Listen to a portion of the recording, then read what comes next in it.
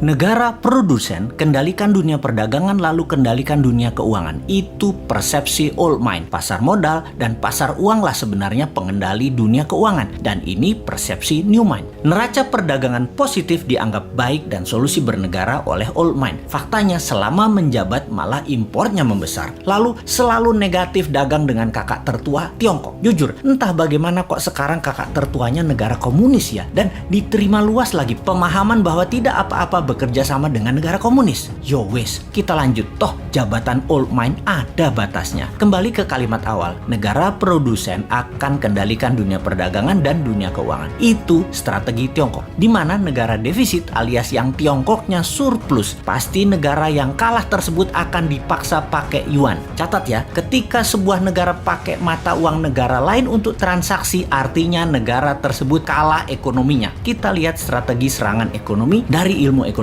Money 1.0 adalah uang hanya sebagai alat bayar pelancar transaksi. Kemudian uang menjadi alat modal yang disebut money 2.0.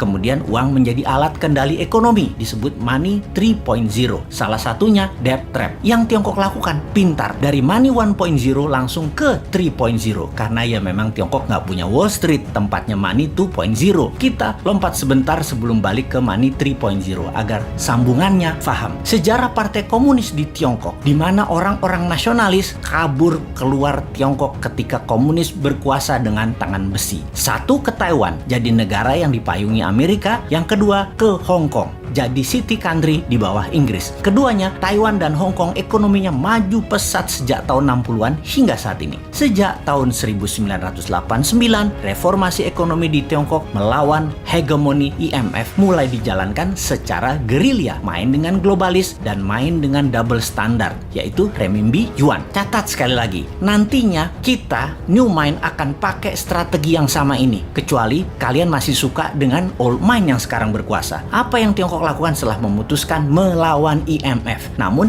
di permukaan pura-pura taat pada Amerika? Ini terjadi di zaman Deng Xiaoping awal mulanya. Mereka jadi negara produsen buruh murah. Maklun mengerjakan sebagai tukang jahit apa saja yang disuruh globalis. Lalu perlahan menggeser dari maklun tukang jahit menjadi negara produsen. Maklun ini adalah strategi agar terjadi pembiasaan. Ketika awal menjadi negara produsen, Tiongkok mengizinkan pemalsuan atau kopi atau tiru merek-merek ternama dunia untuk beredar di dalam negerinya. Semakin mahir, maka mulai negara membiayai sektor hulu produsen, pabrik-pabrik dengan uang renminbi yang uang tersebut tidak boleh beredar di luar negeri, hanya boleh beredar di Tiongkok. Inilah awal tahun 90-an mereka lakukan ini semua secara masif, secara gila-gilaan. Apa saja dibangun, dan setelah menjadi pengendali produksi, mulai ekspansi di tahun 2013 dengan strategi BRI, yaitu Belt Road Initiative. Perlu banyak negara yang harus dikendalikan oleh Tiongkok. Perlu banyak negara yang penduduknya lapar dan pemimpinnya lemah agar mudah dikendalikan, agar membeli barang-barang Tiongkok dan menggunakan mata uang Tiongkok. Awalnya dengan memberi pinjaman, namun bukan uang tetapi barang, seperti jalanan dibangunin, pokoknya jadi barang. Jembatan dibangun jadi barang, pelabuhan, bandara, jaringan kereta api yang semuanya punya kesamaan, yaitu pelancar jalur angkutan barang guna menciptakan ketergantungan terhadap produk Tiongkok dan kelancaran distribusi barang. Kemudian kendali atas pasar